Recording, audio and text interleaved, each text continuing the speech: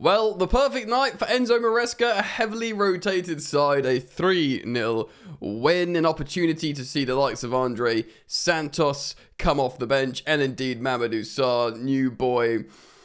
And somehow, ladies and gentlemen, despite getting slapped by Flamengo, they will be facing Bayern Munich in the next round, and Chelsea will be facing Benfica due to Bayern Munich playing Benfica with a heavily rotated side, sort of panicking and throwing on the likes of Kane and Kimmich later.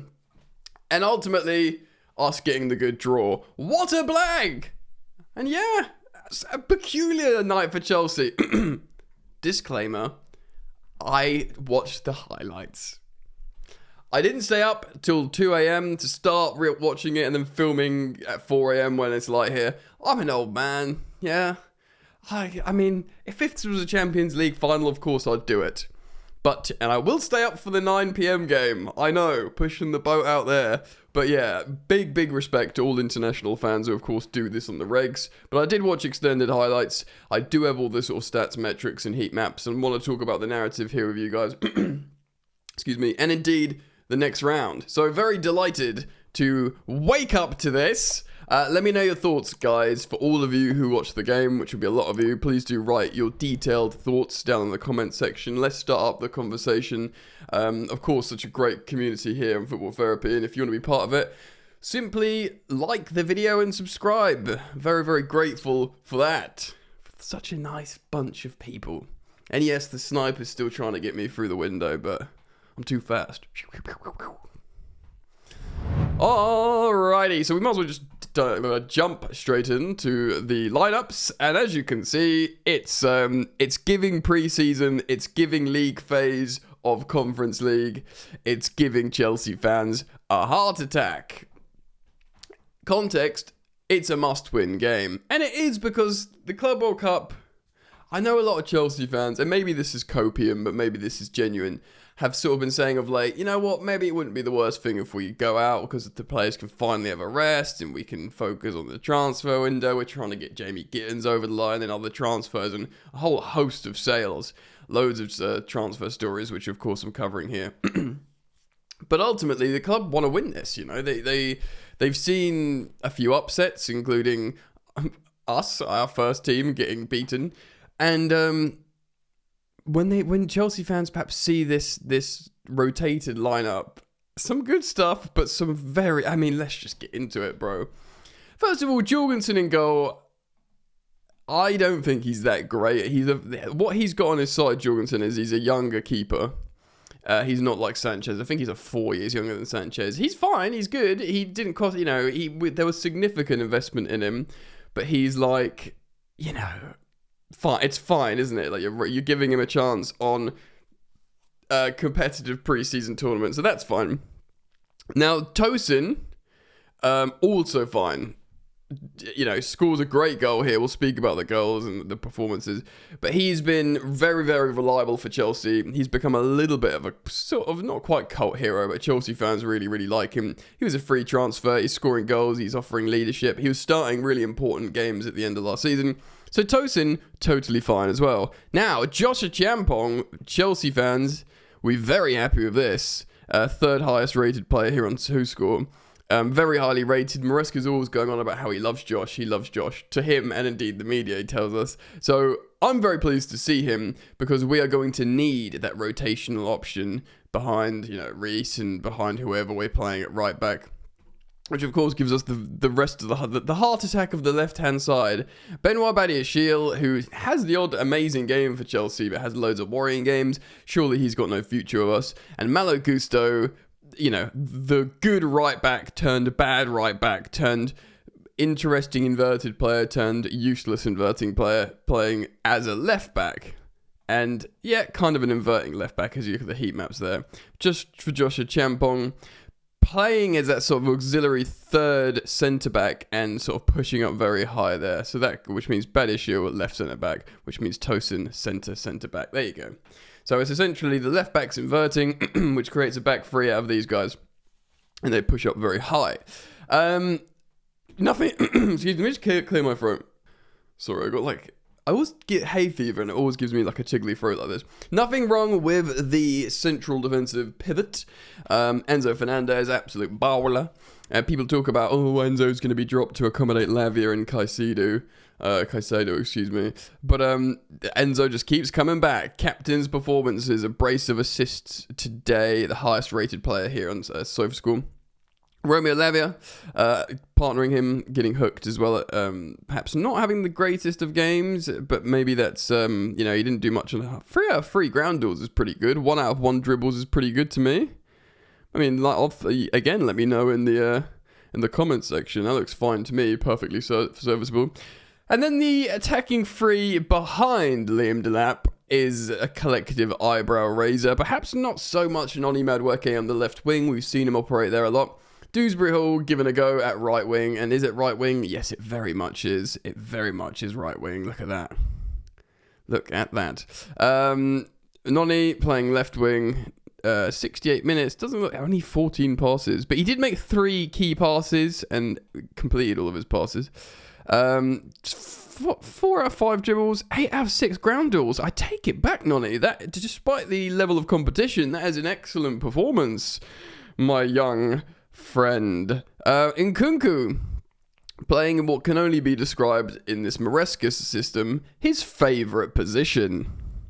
Number 10, free roll. 3 key passes, which is good. No crosses made, but probably not the kind of style he was playing. He created a big chance. Ground duels, 50%, kind of fine for the kind of player he is. Dribbles, 1 out of 2, whatever. Serviceable, and of course Liam Delap scoring a lovely goal. We will talk more about him later. Coming up against the 4-4-1-1 of Esperance de Tunis, playing what seemingly was a really wide system, certainly looking wider than Chelsea, and ultimately not having enough, despite frustrating Chelsea on the night. Just for context, let's look at stats. 74% of the ball, 3 big chances, 3 goals, 6, which is what you want to see. I know the opposition weren't up to much, but still. 16 shots, fine, especially for a rotated side. Corner kicks, 4-1. You'd think we'd have more. Maybe that's to do with the width of the players, the opposition rather. And let's look at the first half, actually.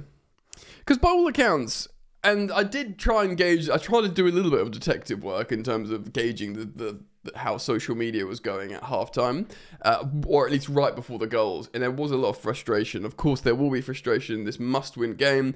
Benfica are waiting in the next round. Like, it's not this horrible idea of just going, running straight into Bayern Munich.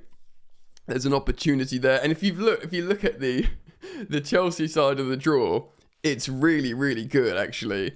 Like it's an absolute blag. Because it's like all the big boys are on the other side. The only big team on our side of the draw is Juve. I don't want to be disrespectful, but it's really quite good. So there's a huge opportunity here to get to the final, or at least semi-final, and probably meet what is actually a very good Juventus, since they've canned Motta and got the new geezer and they're looking really, really good. So, but money, and plus also you get to the semi-final, you're in with a chance, aren't you? So, let's talk about this game a little bit more and player performances. So perhaps it was a little bit of a frustrating first half until we got 2 goals in stoppage time. One was a really wonderfully assisted pass by Enzo. Fernandez assisted both incredibly, actually. Both very different. A lofted ball into Tosin Adarabioyo on a set piece. And I must say, mate, it's a great header from Tosin. He heads it down into the ground, into the bottom right-hand corner, the keeper's bottom left. Literally unsavable. A wonderful goal, and it's an important goal because it's the first in a 3-0 win in a must-win game, in an expected to win game, and it's leadership. It's more leadership from Tosin, which we have seen, and he likes being at Chelsea. He doesn't want to leave, and I think Chelsea like him. There was perhaps this idea that we convinced him to come with good wages because it's Chelsea. A few clubs wanted him because he was, of course, a free transfer and a desired player. We convinced him to come, and we probably thought, wow, look, sell him for 20 million quid if we need to.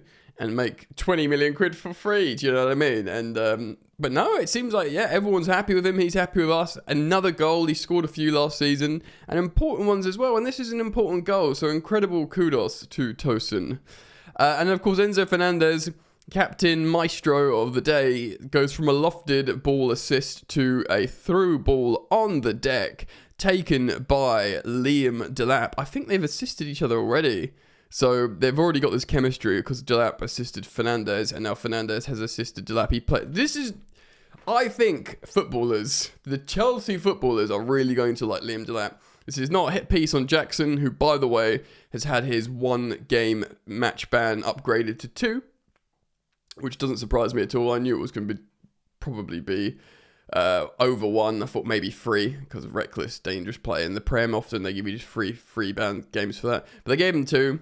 So it's going to be another game for Liam Delap against Benfica to show what he's about. And he's clearly already developed a chemistry with Enzo Fernandez. Cole Palmer's going to know where Delap goes.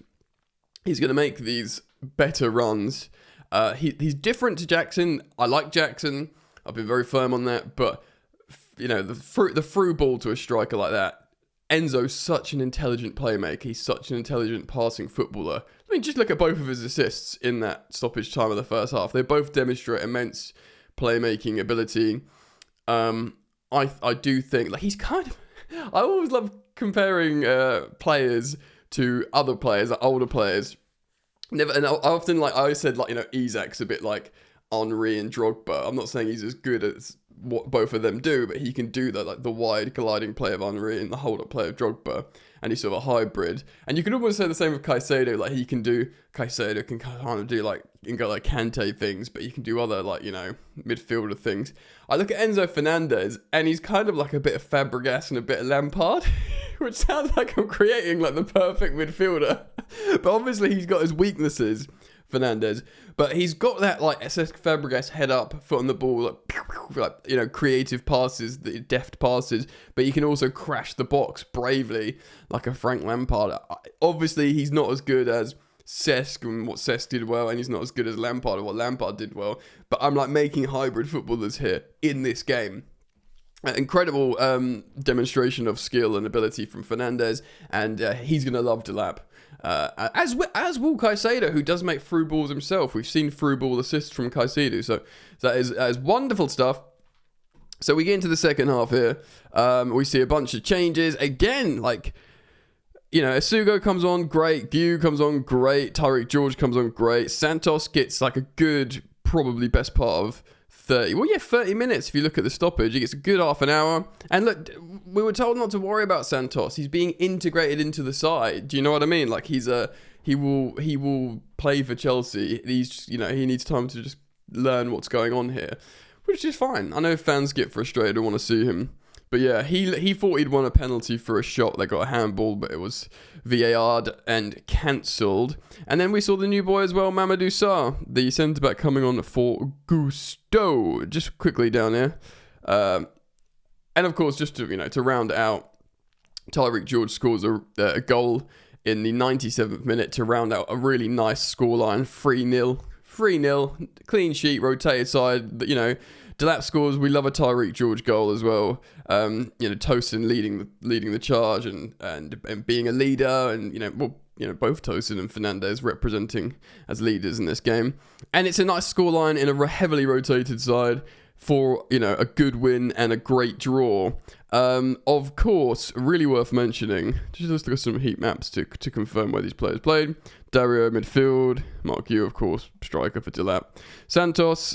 Again, midfielder as well for Enzo Fernandez. Tyreek George played on the left. And, clicking on Enzo Maresca here. Not meaning to do that. Mamadou Sarr played at right centre-back-ish there, of course. But look at the players that he left out for this must-win game. His first choice goalkeeper. His first choice left-back. His first choice centre-back. His first choice right-back / midfielder. I know, I'm sorry.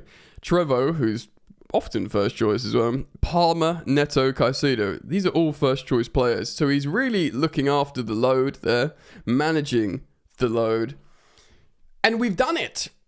we're through to the next round. We're facing Benfica, and dare I say, with the greatest respect to Benfica, an eminently winnable game. They are a good side. They've got 48-year-old Angel Di Maria playing for them, but they are a good side.